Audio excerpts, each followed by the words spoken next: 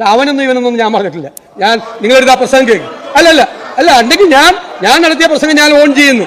ഇവനെ പോലത്തെ ആളുകൾ മന്ത്രിമാരായിരിക്കാൻ യോഗ്യതയുള്ളവരാണോ? അസംബന്ധം പറയാൻ നിയമസഭയിൽ കയറിയെന്ന്. ഇവനെ പോലത്തെ ആളുകൾ മന്ത്രി. ഹലോ, നമസ്കാരം. എന്തൊക്കെയുണ്ട് വിശേഷങ്ങൾ? സുഖല്ലേ? ഞാൻ നമ്മുടെ പ്രതിപക്ഷ നേതാവ് VT സതീശൻ സാറിന്റെ ചില പ്രസ്താവനകളും ചില തീപ്പൊരി പ്രസംഗങ്ങളൊക്കെ ഇപ്പൊ സോഷ്യൽ മീഡിയയിലൊക്കെ ഇങ്ങനെ 1-2 ദിവസമായിട്ട് ഇങ്ങനെ കാണാം. കാരണം സോഷ്യൽ മീഡിയ തുറന്നു കഴിഞ്ഞാൽ തന്നെ ഇപ്പൊ അതന്നെയാണ് മുഴുവനായിട്ടുള്ളത്. അപ്പൊ എനിക്ക് എന്താ പറയാ, എനിക്കങ്ങനെ വ്യക്തമായ ഇന്ന രാഷ്ട്രീയം അങ്ങനൊന്നുമില്ല. എനിക്കെന്താണോ തോന്നുന്നത് അത് ഞാൻ വിളിച്ച് പറയാറുണ്ട്. അതിനെ FB-ലൊക്കെ ഫോളോ ചെയ്യുന്നവർക്ക് നന്നായിട്ട് അറിയാം എന്റെ നിലപാട് എന്താന്നൊക്കെ ഉള്ളത്. അപ്പൊ എനിക്ക് പ്രതിപക്ഷ നേതാവിന്റെ എന്താ പറയാ ഈയിടെയായിട്ടുള്ള അല്ലെങ്കിൽ മുന്നേ എന്താ പറയാ, നമുക്ക് അദ്ദേഹത്തിന്റെ ചില പ്രസ്താവനകളൊക്കെ കാണുമ്പോൾ നമുക്കത് തോന്നും എന്താണ് പറഞ്ഞുകൊണ്ടിരിക്കുന്നത്.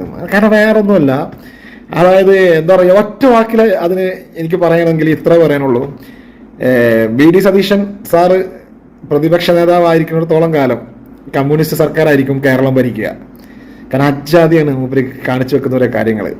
ഈ അടുത്ത് 2-3 ദിവസം മുന്നേ കലോത്സവ വേദിയിൽ വെച്ചിട്ട് വിദ്യാഭ്യാസ മന്ത്രി ശിവൻകുട്ടി സാറിനെ പ്രതിപക്ഷ നേതാവ് വാനോളം പുകഴ്ത്തി ഭയങ്കരമായിട്ട് പ്രശംസിച്ച്. അപ്പൊ തന്നെ അത് കണ്ട സമയത്ത് തന്നെ ഞാൻ വിചാരിച്ചിട്ടുണ്ടായിരുന്നു ഇത് മാറ്റി പറയാം അദ്ദേഹം. കാരണം അദ്ദേഹത്തിന്റെ 3 നിലപാടുകളൊക്കെ നമ്മൾ ഫോളോ ചെയ്യുന്നുണ്ട്, നമ്മൾ കാണുന്നുണ്ട്, നമുക്കറിയാൻ പറ്റും.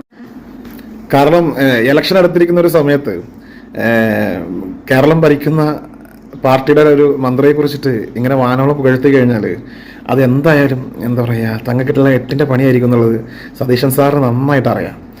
അദ്ദേഹം ആണെങ്കിൽ അങ്ങ് വായ തുറന്ന് സത്യം പറഞ്ഞു പോവുകയും ചെയ്ത് ഇനി അത് മാറ്റി പറഞ്ഞു കഴിഞ്ഞാൽ മോശമല്ല. ചിലപ്പോൾ ഇവർക്ക് മാറ്റി പറയാൻ വലിയ സമയമൊന്നും വേണ്ട. പക്ഷെ അതിന്റെ പേരിൽ എന്താ പറയുക, അത് മാറ്റി പറയാതെ പിന്നെ കുറെ ആരോപണങ്ങളും എന്താ പറയാ, എന്തൊക്കെ ഒരു പ്രതിപക്ഷ നേതാവിന്റെ ഒരു നിലവാരമില്ലാത്ത രീതിയിലുള്ള സംസാരങ്ങളും വെല്ലുവിളികളും എന്താ പറയാ. എന്നിട്ട് പ്രതിപക്ഷ നേതാവ് പറയാണ് ഞാൻ അങ്ങനെ പറഞ്ഞിട്ടില്ല, ഞാൻ അങ്ങനൊന്നും പറഞ്ഞിട്ടില്ല, ഞാൻ പറഞ്ഞത് വേറെയാണ് എന്ന് പറയുന്നത്. പച്ചക്കളവ്. ഇങ്ങനെ കളവ് പറഞ്ഞിട്ട് ഇത് പണ്ട് കാലത്തൊക്കെ ആണെങ്കിൽ ഇതൊക്കെ ഓക്കെ ആയിരുന്നു. എന്താ പറയുക, മാധ്യമങ്ങളിൽ, അതായത് പത്രമാധ്യമങ്ങളിൽ വരുന്ന വാർത്തകൾ എല്ലാവർക്കും അറിയുള്ളൂ. ഞാനിങ്ങനെ പറഞ്ഞിട്ടുണ്ടായിരുന്നു, ഇല്ല ഞാൻ അങ്ങനെയല്ല പറഞ്ഞതെന്നൊക്കെ പറഞ്ഞു കഴിഞ്ഞാൽ ജനങ്ങൾ വിചാരിക്കും ഓക്കെ അത് ചിലപ്പോൾ മാധ്യമങ്ങൾ കള്ളം പറഞ്ഞായിരിക്കുന്നത്. പക്ഷെ ഇന്നത്തെ കാലത്ത് എല്ലാത്തിനും ഡിജിറ്റൽ തെളിവും ദൃശ്യമാധ്യമങ്ങളിൽ വന്നുകൊണ്ടിരിക്കുമ്പോൾ എന്താണ് പറഞ്ഞതെന്ന് എല്ലാ ജനങ്ങൾക്കും അറിയാം. ഇനിയിപ്പോൾ ഞാൻ അങ്ങനെയല്ല പറഞ്ഞത്, ഇങ്ങനെയാണ് പറഞ്ഞതെന്ന് പറഞ്ഞു കഴിഞ്ഞാൽ അപ്പം തന്നെ എന്താ പറയുക, സോഷ്യൽ മീഡിയയിൽ അതിൻ്റെ ക്ലിപ്പിറക്കിയിട്ട് ആൾക്കാരത് പൊളിച്ച് കൈ കൊടുക്കും. ഇതൊക്കെ അറിഞ്ഞിട്ടും ഇങ്ങനെ കളവ് പറയുന്ന, അതായത് രാഷ്ട്രീയം എന്ന് പറഞ്ഞു കഴിഞ്ഞാൽ ഇപ്പോഴും ഇവർക്ക് ഒരു 50 വർഷം മുന്നേ, ഒരു 40 വർഷം മുന്നത്തെ അതേ കാഴ്ചപ്പാടാണ്. കുറേ കള്ളം പറയുക, കുറേ ആളുകളെ പറ്റിക്കുക. ഈ ഒരു നിലപാടിലാണ് ഇപ്പോഴും പോയിക്കൊണ്ടിരിക്കുന്നത്. ഒരു മാറ്റമില്ല കേട്ടോ ഇവർക്കൊന്നും.